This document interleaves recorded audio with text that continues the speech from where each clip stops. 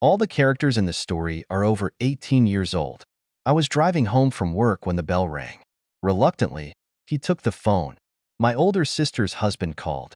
He started complaining about his wife, whom he asked to pick up from the corporate party.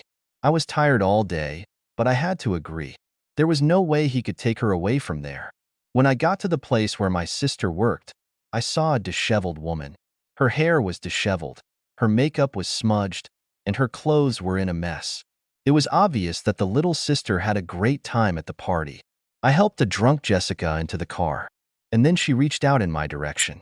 I turned her face away with my hand, restraining myself, and yet she was somehow inadequate. I went to a secluded place where I could take care of my little sister. After parking, he carefully dragged Jessica into the backseat of the car. It was obvious that someone at the corporate party had already taken advantage of her condition. Hardly anyone would refuse such an attractive-looking woman. I sent everything and her husband too. No, I didn't hate him, but then I was thinking in the wrong place. We made love in the backseat of the car. I knew that this was not the right thing to do. My sister, after all, but then I didn't care. Moreover, she wanted to. I won't offend her by refusing. After that, I started the car and drove to her house. Immersed in my thoughts and emotions, I realized that I was not ashamed. She's not an angel. She'll get over it. Finally, we arrived. Jessica's apartment was on the third floor. I was dragging my drunk sister with her hand on my shoulder. She was in a terrible state, slurred and stumbled. We did the same thing again that we did in the backseat of the car. Jessica turned in my direction, her eyes closed. She fell asleep satisfied. I knew that I probably should regret what had happened between us, but I couldn't bring myself to feel shame or guilt, just like the first time in the car. She stopped being just a sister to me, and I couldn't help but feel a sense of satisfaction. I couldn't help but wonder what I was going to tell her in the morning. Although at that moment I was also a little drunk, so I couldn't think straight. I decided to just sleep, hoping that everything would work itself out. Jessica woke up first in the morning. She didn't look very good after drinking strong drinks. Slowly coming to her senses, she began to realize what was happening. I was already sober, as I wasn't too drunk before going to bed. At that moment, I was a little panicked myself and couldn't find the words to answer. Out of desperation, I decided to repeat our favorite activity. Then it dawned on me that such a decision could only make things worse. But, to my surprise, although my sister was in shock, she did not resist at all. She got up first and ran into the bathroom. Finally, we decided to have breakfast, drink coffee, and discuss everything in the kitchen. Well, how was the corporate party? I asked to start a conversation. The nurse shrugged her shoulders. It was interesting and a little embarrassing.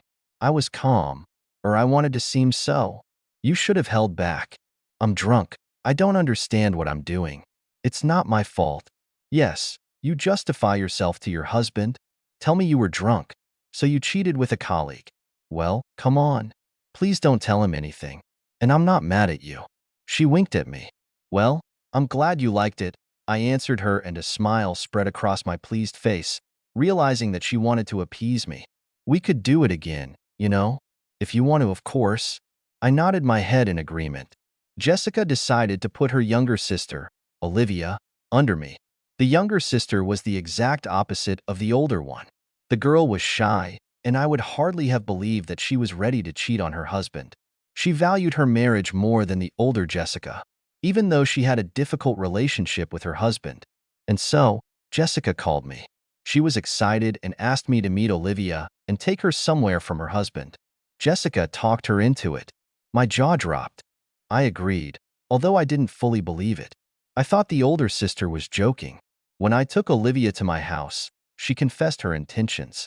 I was stunned by her decision. Did she really agree? I underestimated the older one. It seems that if she tries hard, she can turn Olivia into the same cheater as herself. When we arrived at my place, Olivia was not as brave as she had been before. She had a shy smile on her face, and it was clear that she was nervous about what was about to happen. You know what happened with Jessica, right? I asked, trying to gauge her reaction. Yes, she told me everything, she replied softly, blushing with embarrassment and at the same time brightening up. We started talking, and at her request, I began to tell her my version of our story with Jessica. When I shared the details of our incident, Olivia listened attentively and her curiosity was aroused. After a long conversation, she and I went into the room and I did the same thing with Jessica. Olivia decided to stay with me for one more night. She wanted to repeat what she had started. Apparently, she realized that something was not quite right. I looked somehow dissatisfied. The second time, after breakfast, she took me to the room herself. Olivia was married for 5 years. One day, she confessed to Jessica that her husband had been neglected and that he was cheating somewhere with his mistress. In fact, you can put an end to their relationship. Recently, she found her husband with his mistress at home, decided to ignore the principles and follow Jessica's advice. She agreed to take classes with me, knowing that I would not harm her. I was excited, and so I did it with Olivia, twice already. Our first time was awkward, but the chemistry between us was undeniable. That's why we had a great time the second time. We lost count until the next morning. She wasn't jealous of Jessica, because Jessica was also a dear person to her. Her unfaithful husband knew nothing about our affair. Meanwhile, Jessica was living her old life. As I said, she was a wild child, unapologetic and free. Olivia and I were both worried about Jessica's reckless behavior, but we knew she couldn't be stopped. I always said, if her husband finds out, it's her problem. And although Jessica continued her wild antics, we were a family bound by devotion. This led us to an experiment. Let's try something new, Jessica suggested one day when they were both at my place at once, helping with the house cleaning. Her voice was quite mischievous. She looked at Olivia and me questioningly. "And what are you up to?" the younger one asked, expecting Jessica to say something strange again. "I was thinking about doing it together," Jessica replied, a mischievous smile never leaving her face. This time, I was surprised by this statement myself. "I don't know if I'm ready for this," Olivia admitted, her eyes wide with uncertainty. "Yes, I've never done it either, but I want to try," Jessica admitted. "Well, come on. It's going to be fun." I was silent while they were talking. It all depends on the decision of the youngest. After a moment's thought, Olivia nodded, taking a deep breath to calm her nerves. "Okay, let's try, but I can't guarantee anything. I had to do all the work." I began to realize that everything is not as beautiful as in the movies. To be honest, I was confused, which made the girls laugh. It was clear that I didn't know what to do at all.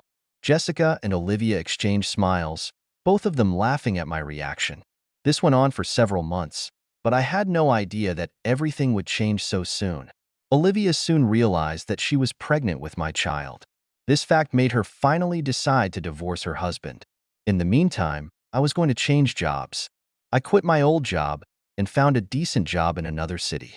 Olivia decided to move there with me. As soon as we settled in our new place, we agreed that we needed to keep our connection secret. We told everyone that we were a couple. Jessica visited us occasionally. I knew for sure that no matter what happened, I would always love and protect my younger sister and the unborn child. So, even though I wasn't going to get married a second time, I still got a family. All the best to everyone.